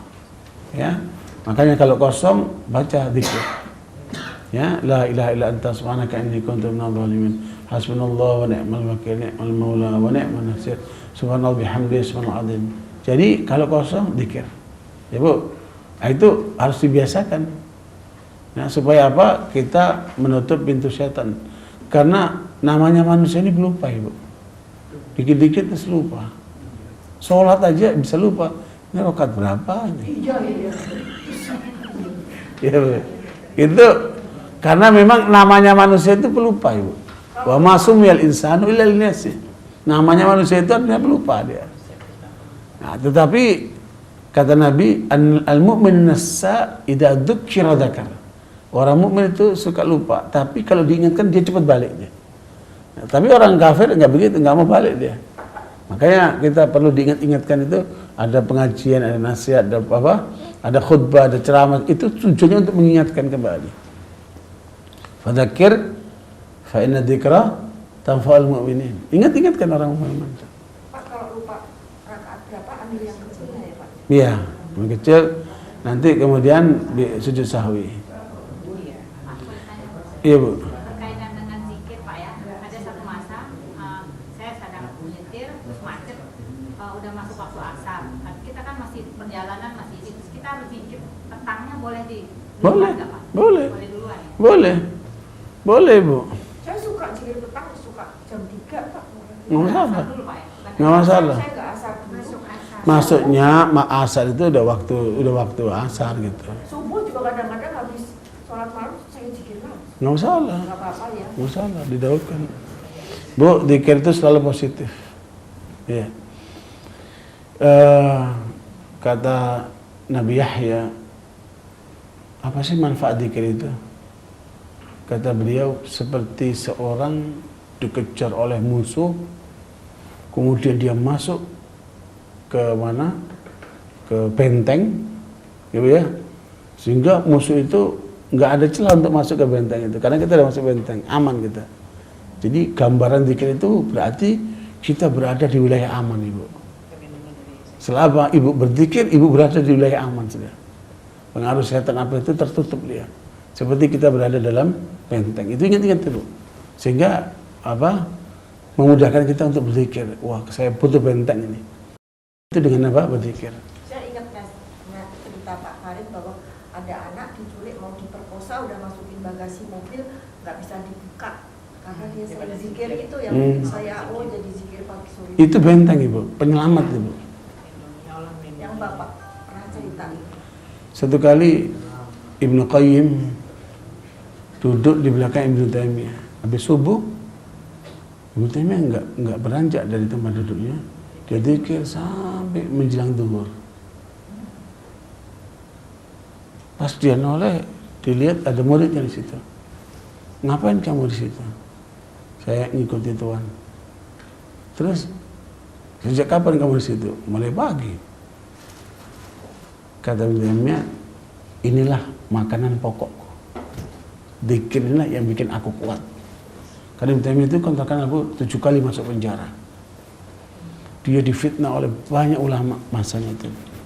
Hidupnya itu sampai nggak sempat nikah. Hidupnya penuh dengan pergolakan, perlawanan, segala macam itu. Karangannya banyak. Yang belum ditemukan ada 300 juz. Tafsir Ibnu Taimiyah ini 300 juz. Hilang, nggak ketemu. Ya, memang umurnya, hidupnya itu lebih digunakan untuk perjuangan Islam. Nah, itu dia mengatakan kekuatan saya itu ada di mana? Di dzikir itu.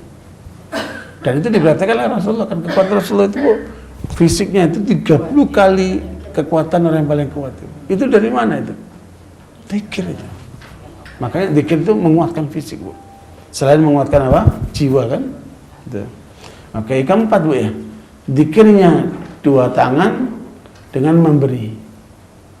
Dzikirnya 2 tangan dengan memberi. Artinya tangan juga perlu berzikir juga, Bu.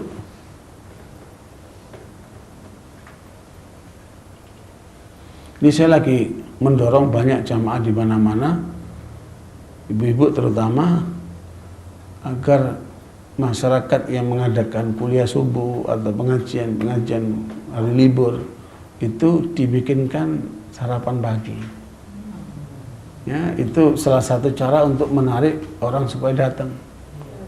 Dan ini alhamdulillah sudah banyak berlaku di berbagai perumahan-perumahan Ibu. Habis kuliah subuh makan bareng-bareng. Dulu saya praktekkan itu di Australia itu, pengalaman saya itu luar biasa. Jadi weekend itu kan Sabtu Minggu, ketika kita kuliah subuh, ibu-ibu itu mereka rupanya sudah mengatur jadwal. Ya, Sabtu ini di rumah ini, Sabtu Minggu ini rumah ini, Sabtu. Mereka diatur dan mereka senang sekali karena ngasih makan jamaah masjid. Wah, itu cakep sekali itu. Jadi kalau kita ada masyarakat yang mengadakan kuliah subuh, kita suplai itu makanan apa? Sarapannya itu. Sudah sederhana, berikan nasi uduk. Seperti gampangan. Kasihkan kue atau apa. Nah, itu rupanya membuat orang merasa nikmat. Di perumahan saya, Bu. Saya 2 tahun tinggal di perumahan itu, nggak kenal tetangga kanan kiri itu siapa orangnya. Kami ketemu. Dia pagi jalan, pulang malam. Lebaran saya tunggu, nggak ada juga. Gimana caranya? Hah? Lebaran Dia pulang kampung rupanya. Nggak ada. Akhirnya saya bilang, saya kamu bikinkan makanan waktu subuh, saya bikin kuliah subuh, pulang saya bawa ke sini untuk makan bareng. Akhirnya habis kuliah subuh, saya bawa ke rumah, rumahnya mereka menikmati. Berikutnya rumah saya, sampai sekarang udah 6 tahun lebih, Bu. Jadinya malah Itu bergulir sekarang, Bu. Dari rumah ke rumah, dari rumah ke rumah. Di kampung saya itu sekarang mereka sudah menikmati. Rumah jenderal ke rumah, masuk kita ke situ. Nanti kalau kita masuk rumahnya nggak beres, kita nasihatin kan. Jadi silaturahmi bisa. Dulu nggak bisa masuk rumah seperti itu kan. Tapi lewat ini rumahnya efektif. Kalau udah terlalu banyak jamaahnya, dibikin di masjid. Tapi kalau masih memungkinkan dibawa ke rumah. Ya itu kalau di perumahan asik sekali tuh, namanya syahdulah. Apalagi hari libur seperti itu kan. Makanya ibu-ibu jangan lupa itu Bu? Dzikir tangannya dengan memberi, ya. Bisa memberi uang, bisa memberi makanan, bisa memberi paket segala macam itu. Kemudian yang keempat, yang kelima, wa dzikrul badani bil wafa. Ya, yang kelima, dzikirnya anggota tubuh dengan menggunakannya untuk taat kepada Allah. Ya, dzikirnya anggota tubuh dengan menggunakannya taat kepada Allah. Jadi memang dzikir itu intinya pada ketaatan, Bu ya. Aqimis sholata li dzikri, kata Allah. Tegakkan sholat untuk mengingat Allah. Nah, kemudian yang keenam, dzikirnya kalbu dengan Bu? Rasa cinta, rasa harap dan rasa takut kepada Allah. Rasa cinta, rasa harap dan rasa takut kepada Allah. Kalau kalbu ini sudah tertanam 3 hal ini, Bu, maka bisa dipastikan tidak ada yang namanya galau lagi, Bu. Nah, itu di mana adanya, Ibu? Ibu temukan di mana itu? Sebenarnya Allah menanamkan kepada kita 3 hal ini, Bu. Tapi banyak orang tidak tahu. Di mana, Ibu? Saat membaca Al-Fatihah, 3 ayat. Alhamdulillahirabbil alamin. Itu ekspresi cinta, Ibu. Hanya kepadamu ya Allah aku memuji. Itu ekspresi cinta, Ibu. Ar-Rahmanir Rahim itu ekspresi harap kepada Allah. Makanya jangan berharap sama manusia, berharap kepada Allah. Maliki Yaumiddin ekspresi, Bu, rasa takut nanti dihisab di depan Allah nanti. Ya, Bu. Maka jaga diriku ya Allah sampai husnul khatimah. Nah, itu Bu? Rasa takut. Sehingga menjaga kita untuk tidak melanggar Allah. Jadi 3 ayat itu jangan lupa, Ibu. Apa itu, Bu? Ekspresi rasa cinta, rasa harap, dan rasa takut. Jadi saat Ibu membaca itu, di saat Ibu sholat, hadirkan kesadaran itu adalah ekspresi cinta, rasa harap, dan rasa takut. Kalau bahasa ulama itu ibarat burung, Ibu. Ibarat Ibu naik pesawat ya. Pesawat itu apa isinya? 3. Badannya itulah rasa cinta. Sayap kanan itulah rasa harap, sayap kiri itulah rasa takut. Ketika satu mati atau patah, apa yang terjadi, Bu? Jatuh. Nah, penyimpangan umat ini, Bu, karena menekankan salah satu dari 3 itu. Orang-orang sufi itu, mengapa dikatakan menyimpang? Karena dia hanya lebih menanamkan rasa cinta sampai lupa segala-galanya. Itu sufi itu menyimpang. Kenapa Ibu? Karena dia menekan rasa cinta sehingga rasa harap dan rasa takutnya itu nggak berlaku dia. Maka keluarlah kata-kata, ya Allah, aku aku tidak ya Allah, aku beribadah bukan karena mengharap surgamu dan tidak takut karena neraka. Aku lakukan ini semua cinta karenamu ya Allah. Nah itu kan menekankan satu sisi.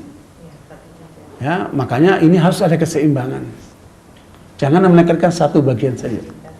Jadi kalau orang cinta saja, lupa segalanya Ibu. Akhirnya apa Bu? Dia tinggalkan rumah tangganya, dia tinggalkan masyarakatnya, dia masuk ke suluk. Suluk apa namanya? Suluk itu kan? Ya, kalau di Sumatera Barat itu ada suluk-suluk gitu kan. Masuk ke situ udah. Dia tenggelam dengan Allah di situ. Bersemedi untuk meningkatkan rasa cintanya kepada Allah. Dia lupakan semua itu. Akhirnya gulu, artinya berlebihan. Nah, itu tekanannya ada pada cinta itu Ibu. Nah, sementara kelompok Murji'ah itu karena terlalu berharap sama Allah, nggak apa-apa, kamu bejat juga masuk surga, kamu begini. Orang diarahkan malah ke arah yang bejat. Yang penting Muslim. Nah, rusak itu. Padahal Islam itu pada prakteknya, bukan pada harapannya itu. Jadi harapan itu harus dibangun di atas praktek. Kalau orang mengharapkan tapi dia nggak mempraktekkan, itu angan-angan namanya. Ya Bu. Makanya Murji'ah itu termasuk kelompok sesat yang bahaya Ibu. Di Indonesia banyak sekali itu Bu. Rusaknya orang-orang itu banyak dari sisi ini Bu. Mereka bilang begini, nggak masalah kamu bejat, kamu pasti masuk surga. Nggak masalah kamu zina, kamu masuk akan surga. Selama kamu Muslim masuk surga. Ini Murji'ah ini Bu.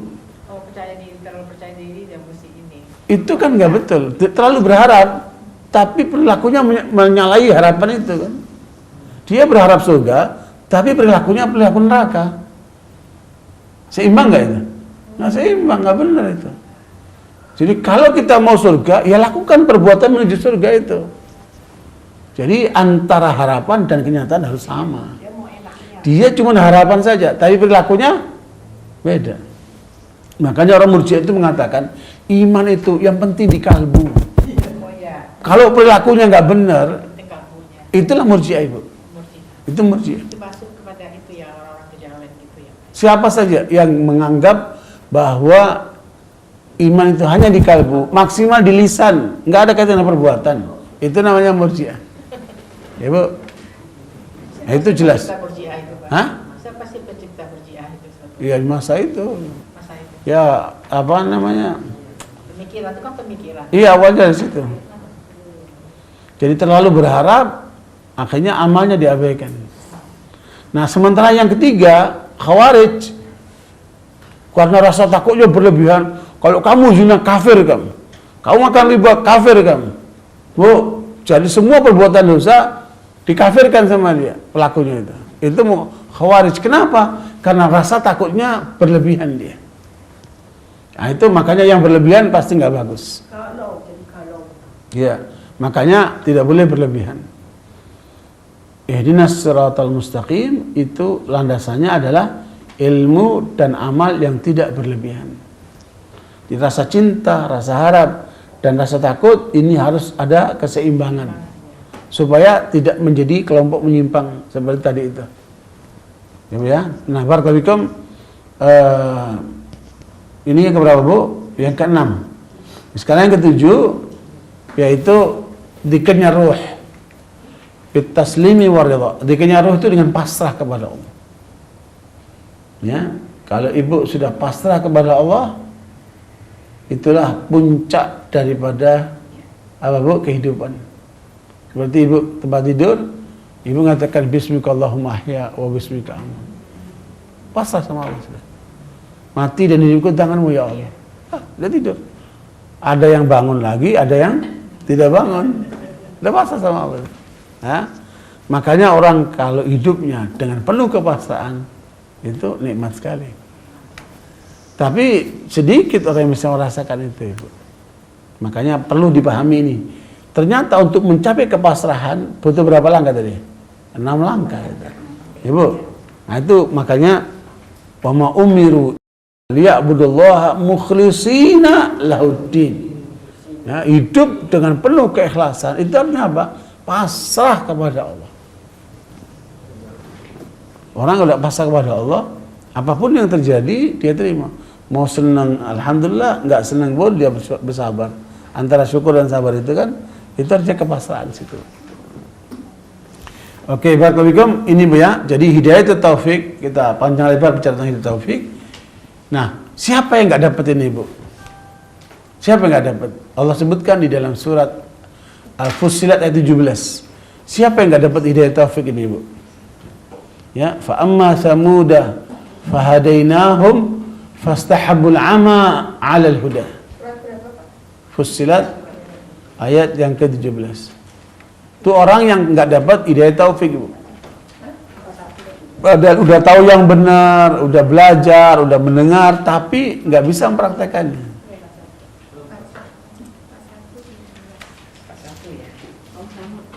Iya. Yang kelas Bu baca, Bu. Nah, udah dapat petunjuk, udah dapat ilmunya kan? Terus? Tetapi mereka lebih menyukai kebutaan atau kesesatan daripada petunjuk itu. Maka mereka disambut petir sebagai azab yang menghinakan disebabkan apa yang telah mereka kerjakan. Jadi berarti apa, Bu? Mereka nggak dapat hidayah taufik. Tahu yang benar dia, tapi nggak bisa mempraktekannya. Ya Bu, nggak bisa menjalankannya. Kenapa? Tidak mendapat hidayah taufik. Kenapa? Mereka lebih senang kepada kesesatan. Ya, makanya ibu sekalian, kalau ada orang menasihati kita, jangan langsung ditolak. Ibu, terima dulu nasihatnya, kunyah-kunyah dulu. Benar nggak nasihatnya? Kalau benar terima, kalau nggak benar kita tolak. Ya. Jadi ibu sekalian, itu gambaran orang yang tidak mendapat hidayah taufik, yaitu kaum Samud. Padahal nabinya udah datang menyampaikan, tapi nggak mau mereka. Sama juga orang tua yang sudah mengajarkan anaknya yang benar. Kamu harus jujur, kamu harus sholat, kamu harus benar. Hidup kamu harus mengikuti ketentuan syariat Allah. Ya Bu, bapak ibunya udah ngajarkan, udah ngingetin, tapi anak itu ternyata nggak mau. Justru dia menyimpang, justru dia bergaul dengan pergaulan yang salah. Ya Bu. Berarti apa, Bu? Kita doakan. Iya, kita doakan, tapi anak itu gimana? Enggak dapat hidayah taufik dia. Berarti kalau kita mati pertanggung jawab kita ya? Enggak, kita udah nyampein ya. Udah nyusaha. Nah, makanya tetap tidak boleh putus asa. Nasihat terus ditambah dengan doa. Nah, apalagi Bu, surat Al-Qasas ayat 56.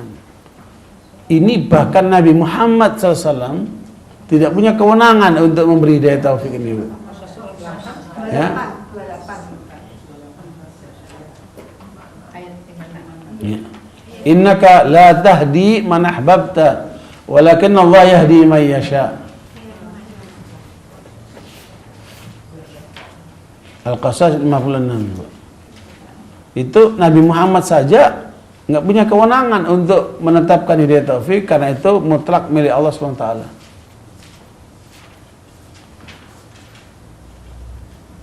Sesungguhnya engkau Muhammad tidak dapat memberi petunjuk kepada siapa yang engkau kasih, tapi Allah menunjuki siapa yang dikehendakinya, dan dia lebih mengetahui orang-orang yang menerima petunjuk. Bu, Abu Lahab itu siapa? Paman Nabi. Nabi berusaha untuk mendakwai dia, Nabi berusaha untuk ngajak dia ke yang benar. Iya Bu, tapi nggak mau dia. Berarti apa Bu? Padahal Nabi Muhammad terpingin itu. Iya. Artinya bukan di tangan Nabi Muhammad hidayah taufik itu, tapi itu di tangan Allah SWT. Nabi Muhammad hanya berusaha mengingatkan, mengajak, tapi kemudian pamannya nggak mau, malah turun tabat yada Abi Lahab wa tab, malah ditetapkan di neraka itu. Ya Bu, sehingga makanya tidak ada ukuran keluarga itu pasti benar, itu kan nggak ada. Karena itu kembali Ibrahim malah bapaknya. Ya, makanya ini semua kembali kepada Allah. Jadi yang yang istilahnya yang diketuk itu ya pintu langit lah Bu, minta sama Allah. Jelas ya, itulah yang namanya hidayah taufik. Adapun yang kedua, hidayatul irsyad wal bayan, wa innaka latahdi ila siratal mustaqim.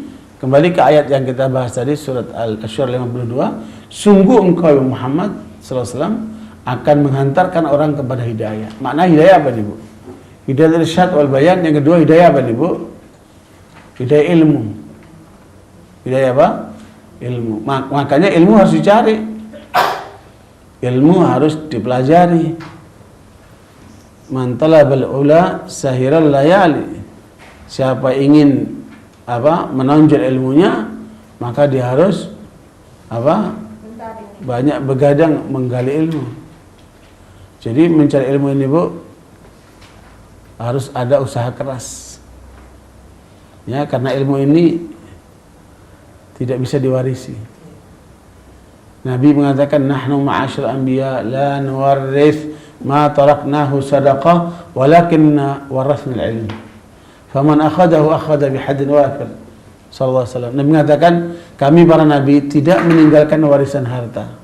Yang kami tinggalkan sedekah semua. Tapi kami wariskan ilmu. Siapa yang mengambil ilmu itu, dialah orang yang beruntung.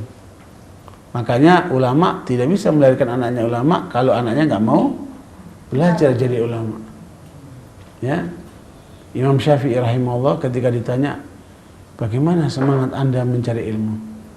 Kata Imam Syafi'i, seperti seorang ibu yang kehilangan anak si mata wayangnya. Apa itu Ibu? Cari-cari terus. Nggak ada capek, nggak ada lapar, akan cari terus. Seperti itulah semangat saya mencari ilmu. Ibu, nah sementara kita belum punya semangat kayak gitu Bu ya. Nah itu yang harus kemudian Bu, dimunculkan dalam diri kita. Saya udah ngalamin semangat seperti itu Ibu, sampai keliling ke berbagai negara mencari ulama Ibu. Dan itu pengalaman panjang, sampai tinggal di gunung-gunung sampai luar biasa. Saya pernah jalan dari Riyadh naik bis ke Son'a, itu 2 hari 2 malam melalui Sahara yang gersang itu. Ya, kenapa? Ingin mencari ilmu, ingin ketemu dengan ulama-ulama. Ambil dari Yaman itu ke ujung sana ke Son'a, ujung sini ke mana? Ke Hadramaut.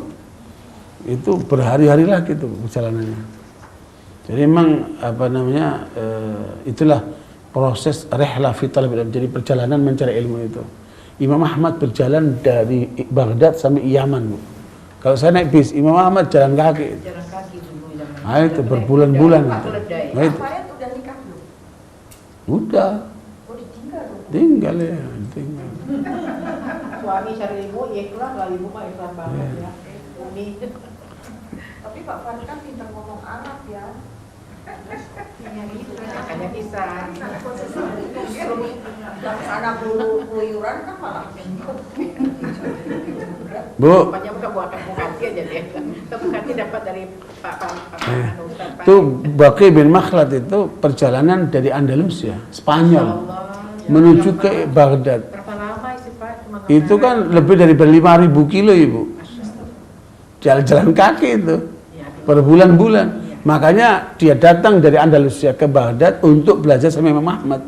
Pada saat dia nyampe ke Baghdad, Imam Ahmad dalam posisi di penjara rumah, nggak boleh ngajar. Ketemunya di masjid. Ah itu kan. Jadi itu dan Baqi bin Makhlad ini Bu, akhirnya menjadi ulama terbesar di masanya. Kata Imam Ahmad kepada murid-muridnya, kalau kalian ingin tahu siapa penuntut ilmu sebenarnya, lihat itu Baqi bin Makhlad tuh. Kenapa? Semangatnya itu deh. Ya sampai dia diajari dengan cara minta-minta gitu. Ya maksudnya. Belum sampai ya Pak ya ibu-ibu itu kalau nggak dicari Iya. ininya. Kalau sekarang kan enak. Sekarang pakai HP gitu. Di dalam gadget aja udah bisa. Tapi hilang berkahnya Ibu. Berkahnya hilang. Sekarang ini subhanallah. Ya. Kalau hanya lewat HP, lewat internet, itu yang hilang berkahnya. Beda dengan kita datang ke ulama, melihat mereka gitu. Iya, karena ada usaha tadi itu. Masuk di dalam Iya. hati kaum. Nah, jadi makanya yang kedua ini harus melalui usaha, belajar. Ya, makanya banyak orang tua yang ngirim anaknya ke pesantren kan, sampai 6 tahun di pesantren. Untuk apa? Menggali ilmu dia. Dalam lingkungan yang memang bagus di situ kan. Belum lagi harus keluar negeri mencari ke sana kemari. Nah, alhamdulillah dengan ini semua tujuannya apa ini, Ibu? Dua hidayah ini, kalau kita dapat dua hidayah ini, tujuannya apa, Ibu? Supaya sukses hidup ini, Ibu. Jadi ternyata bekal yang paling efektif untuk memenangkan kehidupan ini ya dua ini, Ibu. Itulah yang kita minta dalam salat-salat kita, ihdinas siratal mustaqim. Cuma banyak orang nggak paham bahwa intinya yang kita minta itu bukan uang, bukan jabatan, bukan yang lainnya. Ya kita minta apa, Bu? Hidayah. Ini hidayah ini kita minta, Ibu. Dua ini kan. Karena dengan dua hidayah ini kita bisa memenangkan kehidupan ini. Jadi nggak perlu galau lagi. Makanya orang kalau sudah punya prinsip begini, Bu, nggak pernah kalah dia.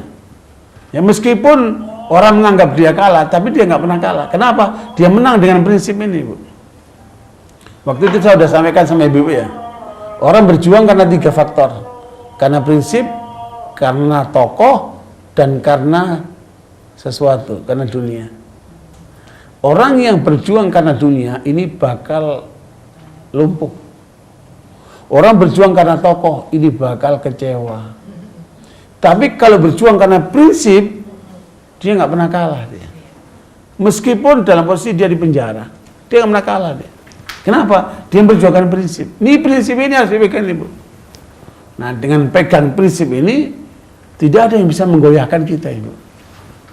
Makanya Allah katakan wala tamutunna illa wa antum muslimun. Dan dua inilah yang diberikan oleh Allah kepada Rasulullah untuk memenangkan kehidupan. Hanya dalam waktu 23 tahun. Jazirah Arabia berubah jadi Islam. Baru kemudian dilanjutkan oleh para sahabat. Hanya waktu berapa itu? 20 tahun lebih. Jatuh itu Parsi Romawi di tangan para sahabat. Ya, Bu, menguasai dunia sampai ke Indonesia. Sementara kita sudah 71 tahun merdeka ini, kok bukan malah tambah maju, tambah mundur di umat Islam? Ada apa ini? Nah, ini yang harus kita dievaluasi. Secara konseptual kita sudah tidak ada duanya. Mumtaz, summa cum laude, ya, Bu. Tinggal bagaimana dalam prakteknya. Nah, aplikasinya ini yang kita banyak lemah. Ini yang harus kita perbaiki kehidupan kita ini, Bu. Wallahu a'lam bishawab. Waktu zuhur sudah tiba. Kita lanjutkan sholat jamaah, ya, Bu. Iya, Bu. Lama lagi kan pemilihan ini. Kira-kira pandangan Bapak gimana antara dua itu mana yang lebih baik? Masih perlu waktu untuk menilai, Bu. Masih baru kan. Kita nggak tahu apa programnya, apa dibalik mereka. Ini perlu kita dalami lagi. Ya, jangan usah terburu dulu, Ibu. Kita lihat-lihat dulu, Bu. Ya. Iya.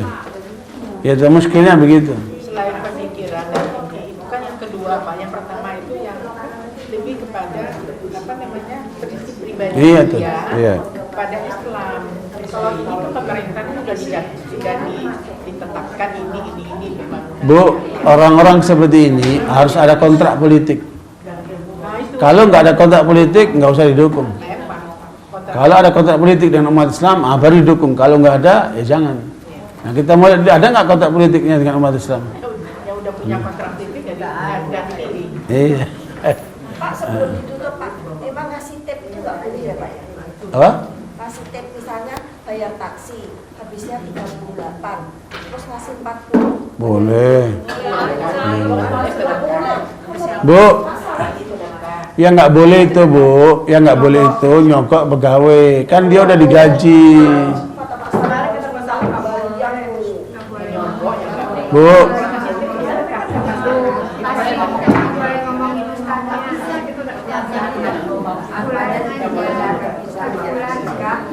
memberi lebih nggak apa-apa, Ibu, tapi nggak boleh itu yang nyogok.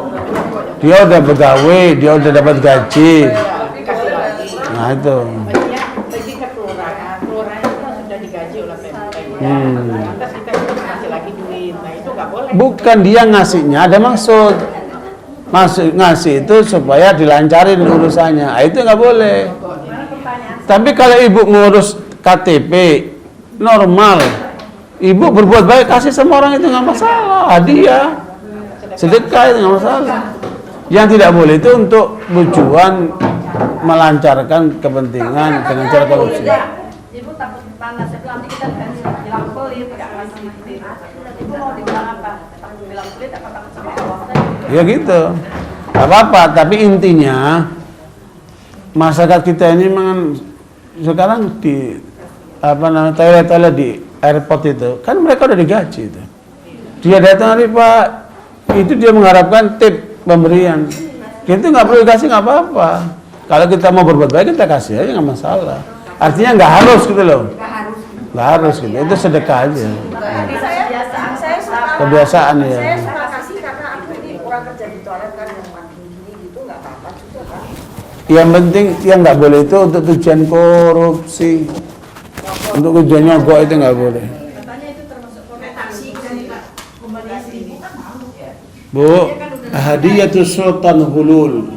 Memberi hadiah kepada orang pejabat itu adalah yang tidak boleh. Karena dia menjabat sudah digaji dia. Tapi kemudian masih mengharap juga pemberian orang itu nggak boleh itu. Wallahu a'lam bishawab. Muhammad alhamdulillah. Subhanallah bihamdika asyhadu an la ilaha illa anta astaghfiruka wa atubu ilaik. Assalamualaikum warahmatullahi wabarakatuh.